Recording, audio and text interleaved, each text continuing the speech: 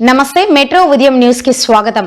Bhupalpally collectorate లో సర్దార్ సర్వాయి పాపన్న గౌడ్ వర్ధంతి కార్యక్రమం ఘనంగా నిర్వహించారు. ఈ కార్యక్రమానికి ముఖ్య అతిథిగా భూపాలపల్లి ఎమ్మెల్యే గండ్రా సత్యనారాయణరావు హాజరై పాపన్న గౌడ్ చిత్రపటానికి పూలమాల వేసి నివాళులు అర్పించారు. ఈ సందర్భంగా ఎమ్మెల్యే గండ్రా సత్యనారాయణరావు మాట్లాడుతూ సర్దార్ పర్వాయి పాపన్న గౌడ్ ఆశయాల సమాజంలో సమానత్వం, సామాజిక న్యాయం సాధనకే దారి చూపాయని పేర్కొన్నారు. ఆయన పోరాట స్ఫూర్తిని ప్రతి ఒక్కరూ ఆచరణలో పెట్టాలని, ముఖ్యంగా బలహీన వర్గాల అభ్యున్నతికి కృషి చేయాలని పిలుపునిచ్చారు.